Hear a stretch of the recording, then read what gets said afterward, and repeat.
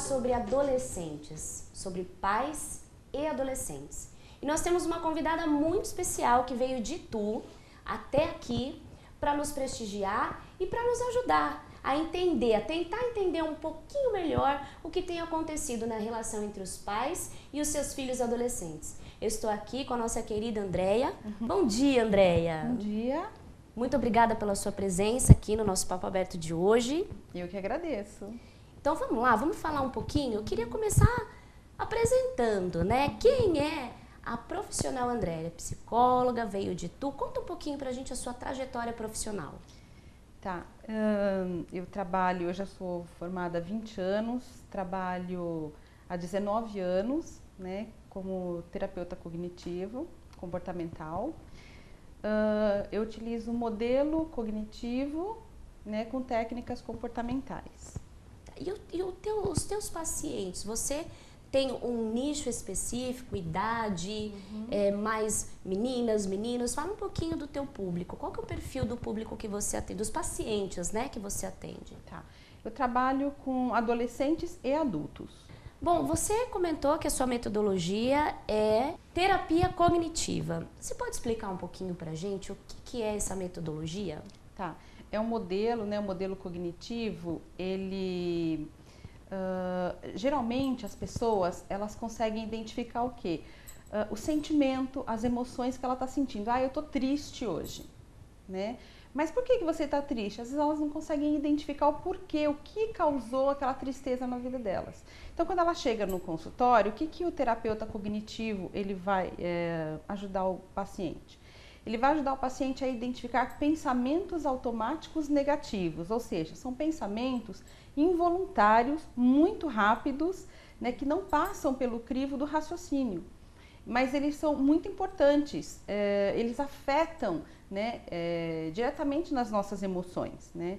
E então eu tenho uma situação, uma determinada situação, aí vem, por experiências que eu tive no passado, surgem pensamentos, né, que são considerados pensamentos disfuncionais.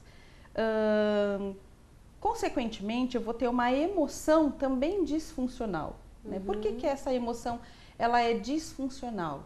Né? Por que esse pensamento ele é disfuncional e essa emoção também? Porque eles são exagerados, eles não condizem com a situação determinante para aquele que fez surgir aquele pensamento. Né? E, consequentemente, eu vou ter o quê? Um comportamento também disfuncional. Então, o papel do terapeuta cognitivo é ensinar o paciente a identificar esses pensamentos, né? Identificando esses pensamentos, nós vamos avaliar esses pensamentos. Nós chamamos de desafio do pensamento automático. Nós vamos desafiá-los e aí o que ela percebe? Que muita coisa é irreal, muita coisa está distorcida.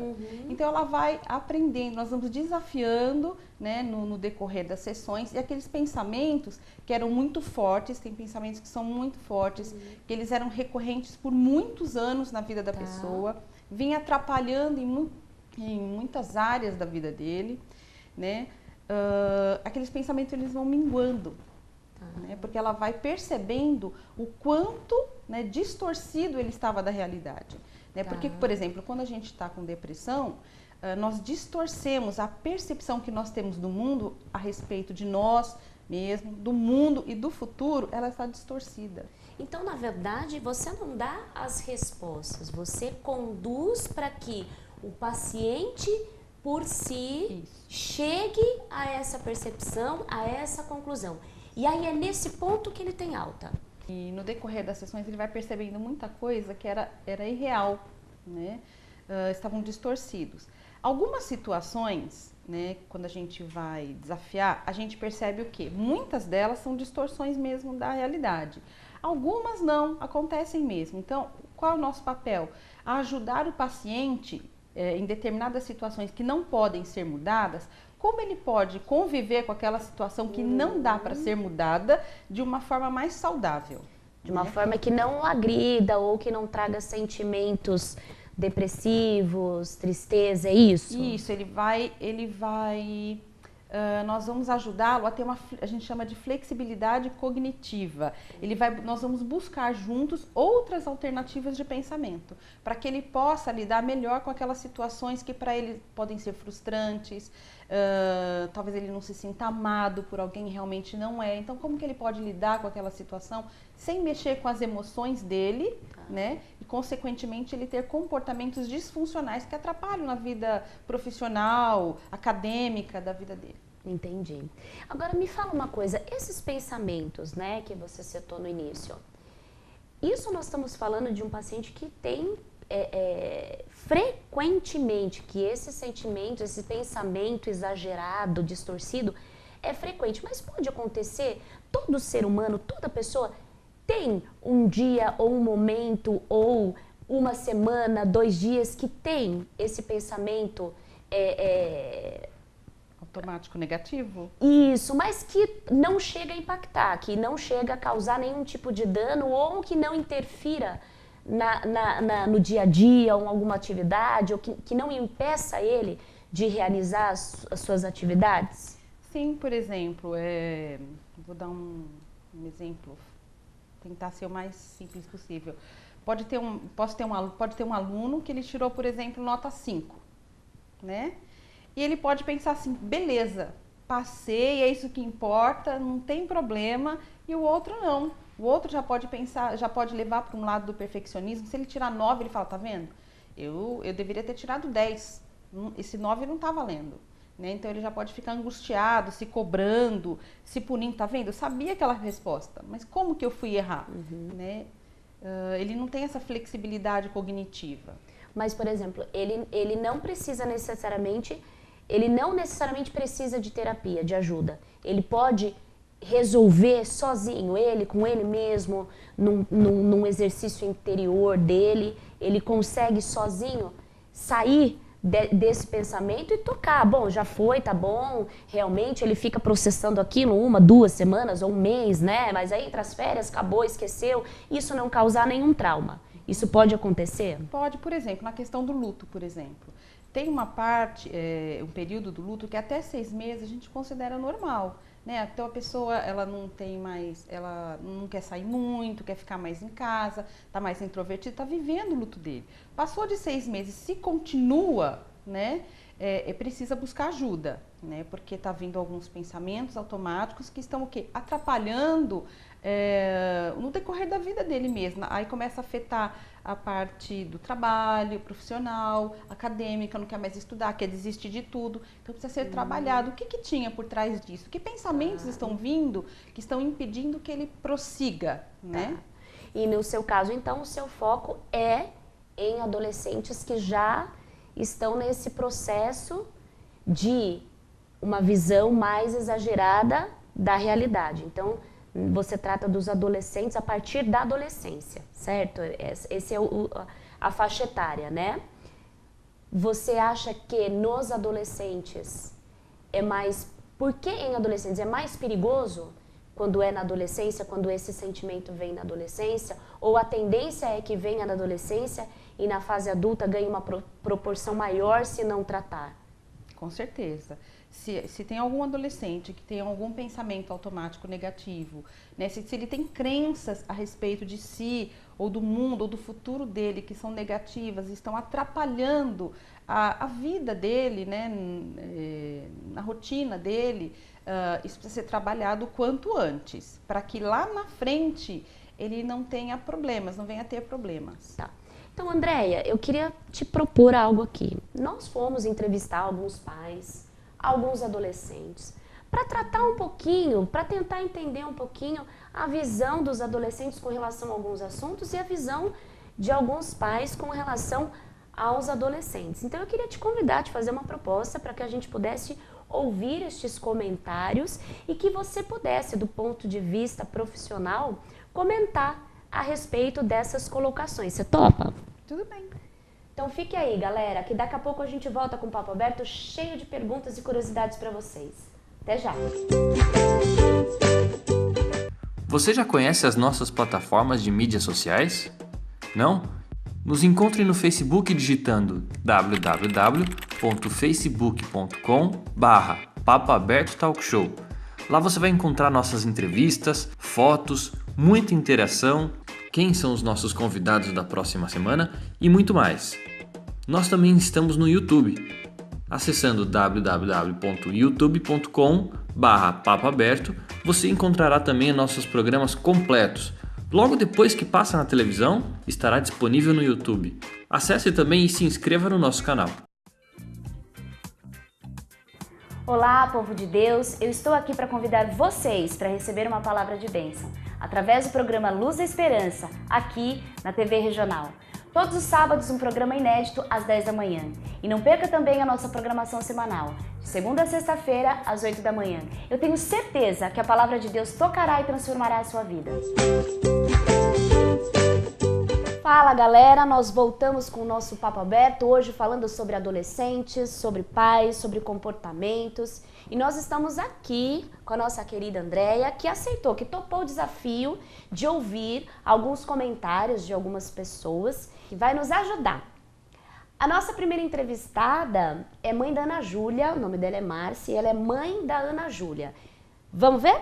Você acha que de alguma forma aquilo que você projetou ou projeta para você, você tem uma expectativa, você coloca ainda que de forma inconsciente sobre a Ana Júlia?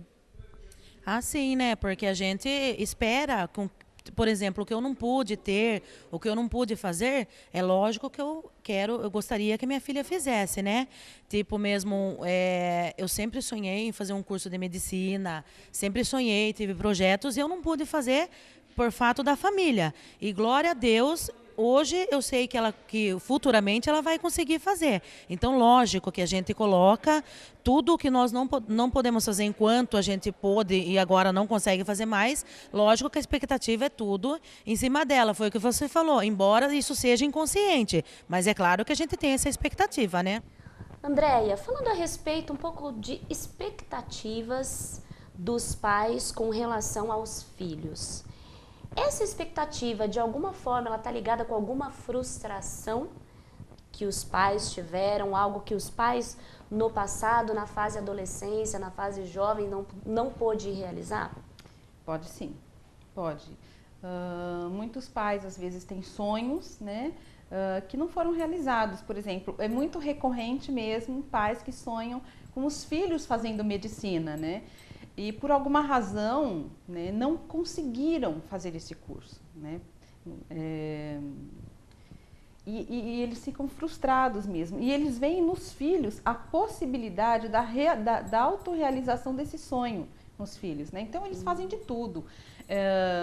Se endividam, pagam cursos caros para os filhos se aprofundarem para poder fazer um vestibular, se prepararem para um vestibular, para estar entrando numa faculdade federal, pais que também buscam financiamentos, né, para poder estar pagando essa faculdade que não é barata, né? Uhum. Então eles assim se desdobram. E não é só na questão de faculdades. Tem pais que projetam, por exemplo, casamento. Tem mãe às vezes que não casou. E quando a filha vai casar, parece que é ela que está casando, né? Porque ela está projetando ali. Então ela quer as coisas do jeito dela. E se não prestar atenção, né, ela vai ultrapassar os limites, até os sonhos do que estava no coração, a expectativa do coração daquele filho, né? A gente vê muito às vezes em formaturas, né, alunos que quando pegam o canudo, levantam o canudo e mostram assim para os pais, tá vendo aqui, ó, é seu, né? Num gesto meio, né, agressivo. Tá satisfeito, né? Não era isso que você queria? Exatamente, não era isso que você queria? Acabei, pronto, tá aqui, ó. E no caso, eu já ouvi muitos casos de pais que verbalizam para os filhos e até pais que fazem troca, né? Então, vamos citar aqui até a questão da noiva, né? Então, a mãe fala assim, olha, se você for usar o vestido assim, eu vou te dar de presente, se a festa for assim, eu pago tudo, mas olha, se não for assim, eu não pago. Olha, se você entrar na faculdade de medicina, eu te dou o carro. Esses pais é absolutamente fácil você identificar esse processo e do filho também ter a chance de dizer, olha, não quero, né? Agora, existem os pais que já lidam com isso na sutileza e que tem casos que o próprio pai não percebe que ele está colocando sobre o filho essa frustração? Acontece, às vezes tem pais que podem agir de modo inconsciente, né, e vai manipulando a situação de tal forma que aquilo realmente aconteça, né, ela se promova mesmo. Tá. Vamos dar uma olhadinha agora na perspectiva de uma adolescente com relação a essa questão de expectativa. Nós temos o caso de uma adolescente, essa entrevistada que nós vamos ver, a mãe, ela faz parte, né, de um ministério, no qual a filha também faz parte, e ela fala um pouquinho pra gente a respeito dessa escolha dela, tanto ministerial quanto da profissional. Vamos dar uma olhadinha? Tudo bem? Tudo ótimo. Sua mãe é a? Márcia. E sua mãe é do Ministério de Louvor?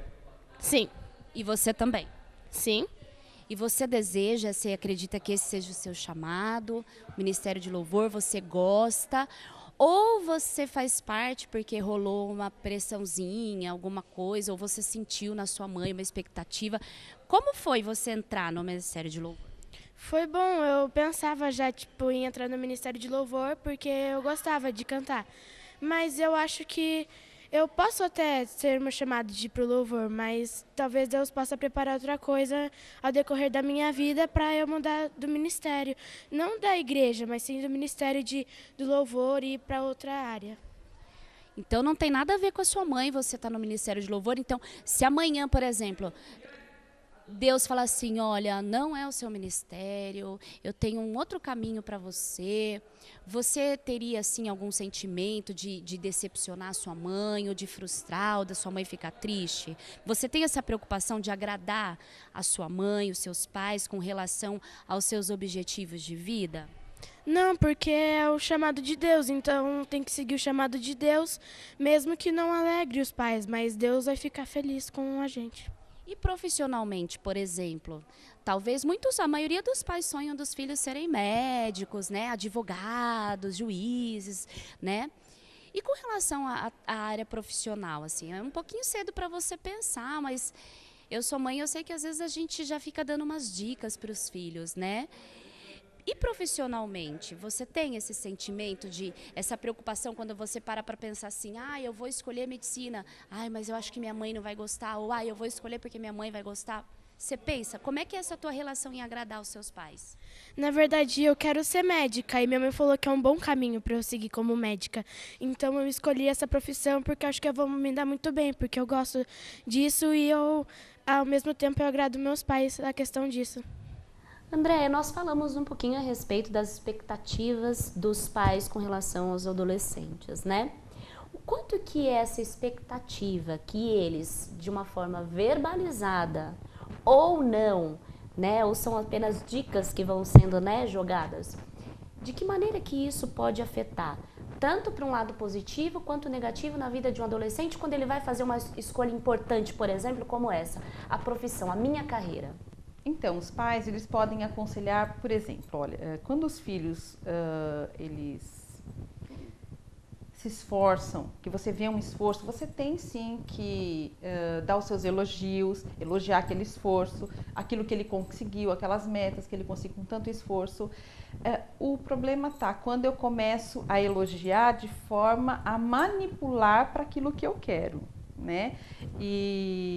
Então, os pais, eles precisam o quê? Eles precisam aprender que cada adolescente, cada filho, ele tem a sua individualidade, né? Tem a sua característica e precisa respeitar isso, né? E aqueles pensamentos, aqueles sonhos deles que foram frustrados, se eu projetar neles, de repente não é aquilo que eles estavam querendo, eles estavam almejando, né? E às vezes para agradar o pai, ele acaba deixando de fazer aquilo que ele quer fazer para cumprir um desejo do coração dos pais, para agradar os pais. E o que acontece? Ele pode ter uma profissão depois frustrada, não vai ser feliz naquilo que ele está fazendo. Não e vai às ser um vezes bom até profissional, né? no meio da caminhada, ele realmente desista. Ele vê, não está dando, não vou continuar e desista.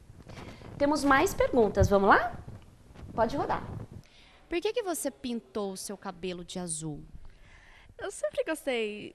Quando eu era pequenininha, eu já tinha pintado uma vez de vermelho. Porque eu sempre gostei. Eu sempre comprava aquelas mechinhas faz de conta pra mim colocar, eu sempre gostei. E sua mãe e seus pais, eles tudo bem? Minha mãe, minha avó, tudo bem. O mais difícil é meu avô. Porque ele fala que ele não gosta, mas agora ele tá aceitando. Tá aceitando. Aos poucos. Vamos falar um pouquinho a respeito de resistência, né? Nós sabemos que muitas coisas têm mudado, então, tanto na parte, né, a moda, ou então hoje tá na moda uma roupa assim, uma maquiagem assim, agora tá na moda o brilho, agora tá na moda o cabelo loira, a bola da vez, a morena. Como que fica, né? Porque o adolescente, ele sempre tem o desejo de acompanhar essas tendências, de fazer parte, né, dessas tendências, dessas mudanças. Os jovens, os adolescentes, eles são muito abertos, né, para o novo. Porém, algumas gerações atrás, nem tanto. Como que a gente consegue, né? Como que pode, de alguma forma, tentar ajustar essa resistência muito grande das gerações passadas com essa abertura tão grande dos adolescentes para o novo? Aí também vai, cada caso é um caso. Por exemplo, né, o que foi colocado aí, precisa ver quais são as crenças que estão por trás desse avô. Vou dar um exemplo dele mesmo, né, que ela colocou. Às vezes nós temos crenças, por exemplo, que pessoas tatuadas não são confiáveis, né? Então, quais são as minhas crenças? Aí eu esqueço de olhar que aquela pessoa tatuada é uma pessoa de bom caráter, ajuda o próximo, tem empatia com as pessoas, né? E eu esqueço, porque eu olho para um detalhe, né? Mas no caso, como ela está falando, né?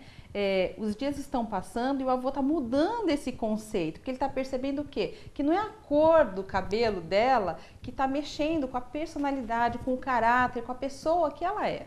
Nós temos uma pergunta muito interessante agora, André, que na verdade eu, particularmente, né, tenho a impressão de que a maior parte dos pais, para não dizer todos, costumam fazer esse tipo de referência. Vamos dar uma olhadinha? Quantas vezes você já ouviu a sua mãe dizer assim, ó, porque no meu tempo, porque a minha mãe, porque o meu pai, se fosse no meu tempo, quantas vezes? Você já escutou? Muitas vezes. Fale pra nós, o que você acha disso? É um método de ensino que a maioria das pessoas usa e, consequentemente, vai sair involuntariamente. Você querer comparar a infância do seu filho com a sua infância.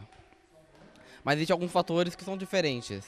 Tipo, meu pai fala que antes ele jogava futebol, ele bebia água de torneira, ele brincava no mato e isso não pertence à minha realidade. Então, algumas comparações, algumas vezes não são válidas. Então, isso é comum, muito comum acontecer, né? Os pais realmente falarem, buscarem uma justificativa para a atitude deles, né? Demonstrando assim, olha, lá atrás a gente tinha uma vida mais saudável. E realmente muitas coisas eram bem mais saudáveis. A gente usava bastante a criatividade, né? Era pega-pega, você corria, não tinha tanto sedentarismo, porque você não tinha brinquedos para você ficar ali como videogame, você fica parado, você tinha que correr, as brincadeiras eram correr, jogar bola, né? Então a gente às vezes os pais querem trazer isso para os filhos, mostrar para eles assim, olha, foi saudável para mim, né? Recebe esse meu conselho que eu estou te dando, né? Os meus pais agiram assim comigo e deu certo, né? É uma forma de se justificar. Tá. Ele diz ali na entrevista, na resposta dele, ele inclui um comentário que é assim, não condiz com a minha realidade. De fato, não condiz com a realidade? De fato, não é possível hoje que algumas coisas que lá atrás, né, eram possíveis, eram realizadas e faziam parte de, como ele diz ali, do método educacional, não cabe mais? Não, cabem sim. Eu acho assim que, por exemplo, o uso da tecnologia, né? Hoje em dia você fica muito tempo no celular, então isso acaba o quê? Atrapalhando as relações sociais. A gente tem que estar esperto, a gente tem que estar antenado, prestando atenção aos nossos filhos. Se ele fica muito no quarto, não tem dificuldade para se socializar, alguma coisa precisa ser feita, né? E aquilo lá atrás, a gente tinha mais facilidade de se socializar, né? A gente tinha mais amigos, a gente conversava olho a olho, brincava, tinha mais tato um com o outro. Eu tenho uma adolescente que eu atendi uma vez, que os pais falavam assim, olha, são duas pessoas diferentes. Eu tenho, vou citar um nome aqui, aleatório, tá? A Joana a Joana é uma no celular, e a Joana aqui em casa é outra. Nós temos duas.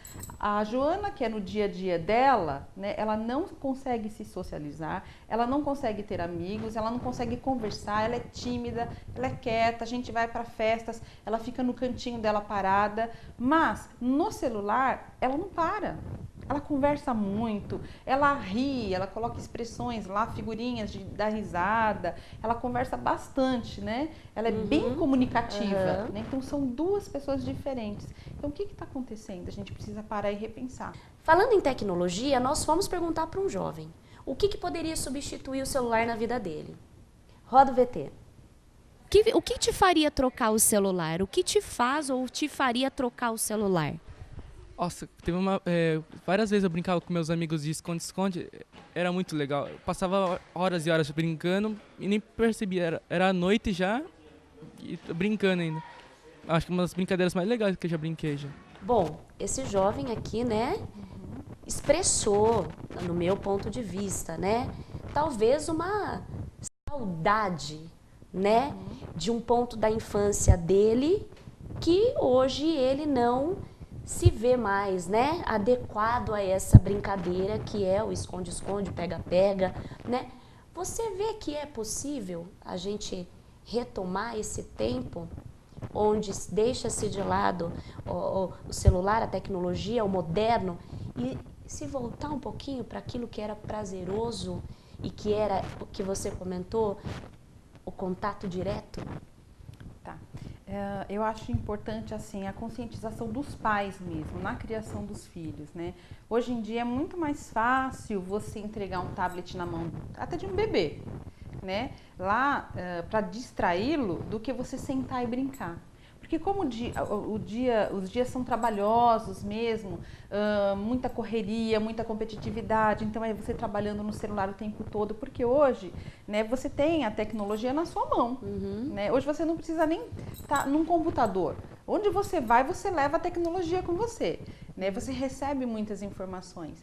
E a criança, ela hoje, né, por conta de tudo isso, muitos pais, o que eles fazem?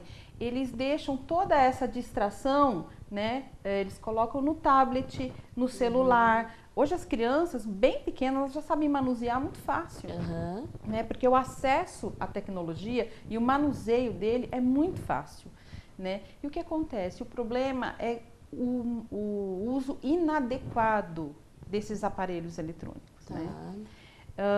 É a quantidade de tempo. Então, como eu percebo que eu estou ultrapassando esses limites, né? Quando eu percebo realmente que meu filho não consegue mais sair do quarto, fica só aquele tempo, você pergunta assim, viu, vamos passear, vamos em tal lugar, vai ter uma festa de um aniversário. Ah, não, vou ficar aqui em casa. Ele troca saídas para parques, para outras atividades, aniversários, para ficar ali no celular. Ou ele vai numa festa e ele não consegue interagir com os outros, né? Ele fica no celular porque eles não sabem, parece que não conseguem mais.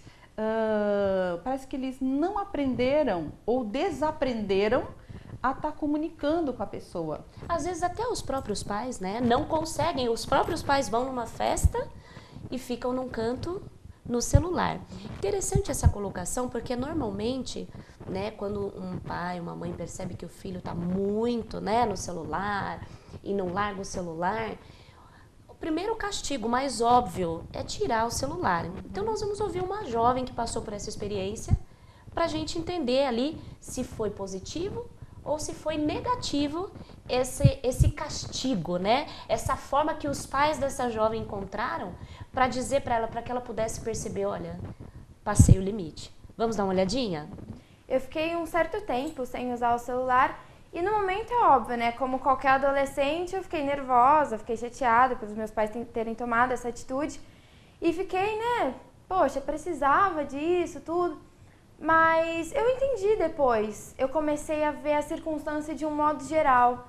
eu comecei a olhar não só pela minha perspectiva, mas pela perspectiva dos meus pais, do ponto de vista deles, porque era sempre assim, né, coisa de adolescente, filha, vai pegar tal coisa, ah tá, já vou mãe, e ficava lá no celular ainda e demorava, esquecia.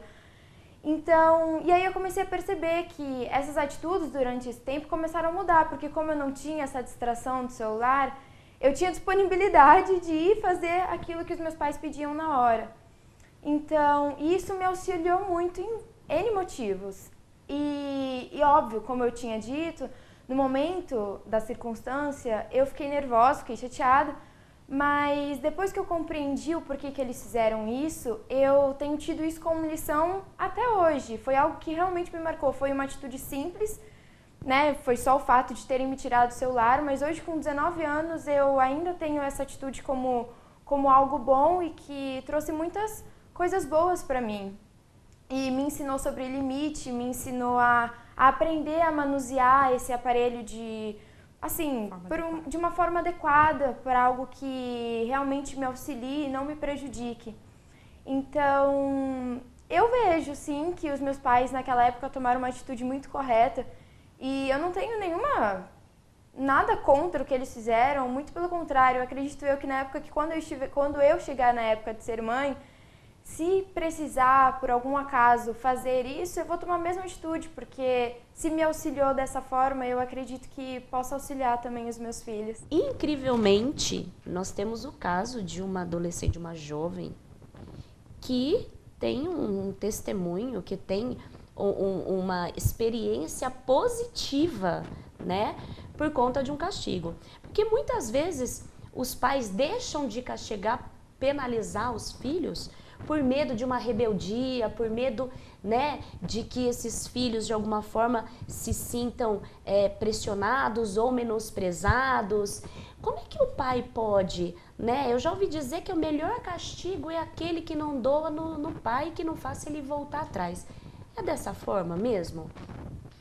Eu não diria castigo, porque castigo ele soa de uma forma que é ruim, né? Mas eu diria corrigir, né? Ensinar o caminho correto, né?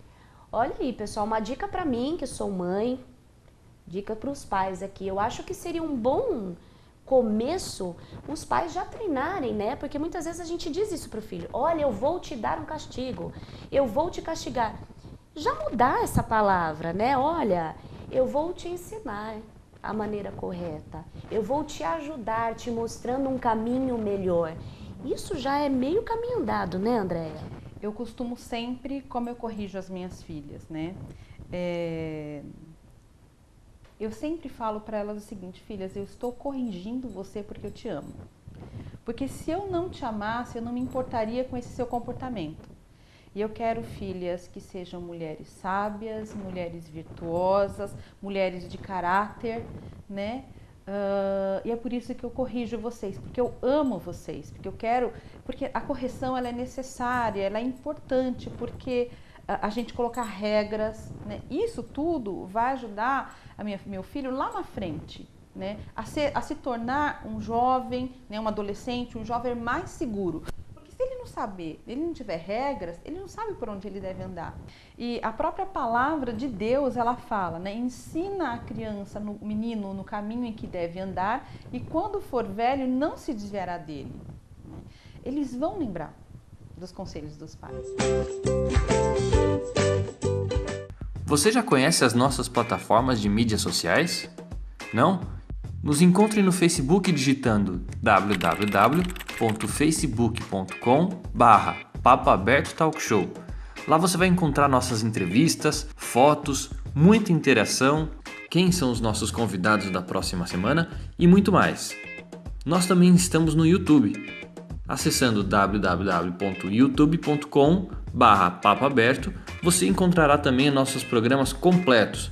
Logo depois que passa na televisão, estará disponível no YouTube. Acesse também e se inscreva no nosso canal. Olá, povo de Deus! Eu estou aqui para convidar vocês para receber uma palavra de bênção, através do programa Luz e Esperança, aqui na TV Regional. Todos os sábados um programa inédito às 10 da manhã. E não perca também a nossa programação semanal, de segunda a sexta-feira às 8 da manhã. Eu tenho certeza que a palavra de Deus tocará e transformará a sua vida. Fala galera, nós voltamos com o Papo Aberto e nós estávamos falando a respeito de pais e adolescentes. E aí no meio da nossa conversa surgiu uma palavrinha que me chamou muito a atenção, que é a palavra conflito. A Andréia é psicóloga, mas a Andréia é cristã. Ela faz parte do ministério em Itu, uma igreja evangélica, né? E ela atua como psicóloga. Agora eu fiquei curiosa, Andréia. Conflito, aparentemente, para mim, né? Me soa como uma palavra que não faz parte, né, do evangelho. Haviam conflitos naquele tempo de Jesus? Sim, inclusive Jesus, ele tem uma passagem, né, que fica bem clara do quanto é importante a gente resolver conflito. A palavra fala assim: confessai as vossas culpas uns aos outros e orai uns pelos outros para que sareis. A terapia é isso, né? Você chega, você vai, você fala, né? Você coloca para fora. Então, a partir daquele momento que você coloca para fora os teus sentimentos, né? Os teus pensamentos, quando eles são desafiados, você vê que muita coisa é distorção da sua mente. E se aquilo é realidade, então como eu posso lidar com aquela realidade e continuar caminhando para crescimento? Isso aconteceu com Pedro, por exemplo. Pedro, após ele ter negado Cristo 3 vezes, que era amigo, né, estava do lado de Jesus, Pedro estava em todas, né, com Cristo. Ele negou Cristo 3 vezes, ele tinha sido avisado, né? E a palavra fala que Jesus olhou, no momento que ele negou pela 3ª vez, Jesus olhou para ele. Naquele momento, eu creio que deve ter passado assim: nossa, que mancada, né? Que traidor que eu fui, que pessoa péssima que eu sou. Né? E a palavra fala que ele volta, né? Ele volta a pescar, ele volta lá onde tudo começou. Ou seja, ele tinha desistido de tudo. Não que ele desistiu de Jesus, mas ele tinha desistido do ministério dele, de trabalhar na obra do Senhor, porque existia dentro dele muita culpa, né? Muito conflito. Como eu vou falar de Jesus, aquele que eu traí? E aí Jesus, ele vem, ele aparece para os discípulos, monta de novo a cena do crime ali, da mesma forma da última vez que eles tinham se encontrado. E tinha lá um braseiro, então lá Jesus, eles comem, eles jantam, né? Aparentemente estava tudo resolvido, estava tudo bem, né? Que é o que as pessoas costumam fazer, os casais fazem isso, os pais com filhos, briga, tem aquele conflito, no dia seguinte, oi, tudo bem? Toma um café. Famoso panos quentes. Finge que não aconteceu nada. E vai levando. Isso é bom? Não. Porque tem feridas, tem marcas, tem crenças, tem pensamentos automáticos negativos que estão lá dentro da gente e que precisam ser resolvidos. E Jesus vai e resolve esse conflito com Pedro, né? Ele fala: Pedro, você me ama, né? O amor ágape, né? Amo o Senhor. O amor ágape é aquele amor sacrificial, né? Que dá a vida pelo outro. Ele pergunta: Pedro, tu me amas? Né? Ele: sim, Senhor, tu sabes. Pedro, tu me amas? E a palavra fala que na 3ª vez Pedro ficou triste. Ele falou: Senhor, tu sabes todas as coisas. Tu sabes que eu te amo. Né? Ou seja, que eu te amo com um amor que não é sacrificial, é um amor de amigo, né? Mas naquele momento, Pedro, ele é sarado, né? E o Senhor Jesus, ele capacita, aquele Pedro que a princípio não tinha aquele amor ágape, sacrificial, Pedro, ele se sente motivado agora, né? Os pensamentos dele, ele foi alcançado pela graça do Senhor. Ele entendeu naquele momento o que era a graça do Senhor. Então porque eu estou no tempo da graça, eu vou pecar? Não, Paulo fala assim: todas as coisas me são lícitas, mas nem todas me convêm. Todas as coisas me são lícitas, mas eu não me deixarei dominar por nenhuma delas, né? Então Pedro, a partir daquele momento, ele começa a fazer, ele começa a pregar, e a palavra fala que até a sombra de Pedro curava. Né, de tão usado por Deus, pelo Espírito Santo de Deus que ele era. Então aquilo, ele foi sarado naquele momento, né? E a palavra fala que, como que Pedro morreu? né? Pedro morreu com morte de cruz. Morte de cruz, só que ele falou assim, eu não sou digno de morrer como meu Senhor morreu, né? Então ele foi crucificado de ponta cabeça. A palavra de Deus nos instrui, nos motiva, nos incentiva a resolver conflitos. Mas é claro que Jesus pode, né, usar ferramentas, instrumentos, né, que auxiliem e facilitem esse processo, como é o caso da psicologia. Você vê dessa forma? Sim. Inclusive, quando eu fui fazer o meu curso, né, no Instituto de Terapia Cognitiva, com a doutora Ana Maria Serra, ela comentou, quando ela ficou sabendo que eu e uma amiga, nós éramos evangélicas, né, ela comentou assim, que legal que vocês são, porque eu já tive um aluno aqui, que ele é evangélico, e ele disse para mim da importância da terapia cognitiva na fé dele, né, o quanto foi importante, porque ele tinha algumas dúvidas no coração dele, acerca de Deus mesmo, de como as coisas, as situações que ele estava vivendo naquela época, né? Ele pôde entender, ele pôde desafiar aqueles pensamentos e aquilo ajudou na fé dele. E olha que interessante, ela não é evangélica. Não. Então nem pode se dizer ou pensar em algum momento que ela de alguma forma induziu ele a esse caminho, né? Porque talvez se ela fosse evangélica e partilhasse da mesma fé, poderia haver aí a suposição de que ela de alguma forma o conduziu, né? Andréia, foi muito bom, né, ter esse bate-papo. Eu aprendi muito, aprendi coisas novas, inclusive já durante a entrevista fiquei me desafiando a mudar algumas posturas e eu realmente espero, né, que você que está nos assistindo, seja mãe, seja pai, seja o filho, né, possa ter aprendido, né, possa ter compreendido algumas coisas e possa, né, analisar alguns comportamentos, algumas falas que muitas vezes, Andréia, não é nossa intenção. Na verdade, eu acho que um pai, uma mãe, um filho nunca tem a intenção de machucar um ao outro, né, mas às vezes a forma que a gente tem de expor é que está incorreta, né, a gente não encontra uma maneira correta, né, de expor. Eu aprendi bastante, espero que vocês tenham aprendido. Andréia, antes da gente encerrar, queria que você deixasse aqui o seu contato, se alguém, né, desejar ir mais a fundo, se ficou com uma dúvida, fazer um contato com você. Qual que é o número? Como que as pessoas podem te encontrar? Tá, o meu WhatsApp é DDD 011 98456 6997. Andréia, Deus abençoe, agradeço, né, a sua disponibilidade, a sua disposição de vir de Itu até aqui para nos prestigiar e por nós termos passado essa tarde abençoada, gostosa. Pessoal, a gente deu muita risada aqui, viu, nos bastidores, nos breaks. A gente também fez um pouquinho de consulta aqui, fizemos um pouquinho de terapia com a Andréia e foi muito gostoso. Eu realmente espero que vocês aproveitem esse programa, tá bom? E fique ligado, porque em breve a gente volta com um assunto super bacana e super novo aqui no Papo Aberto. Até mais!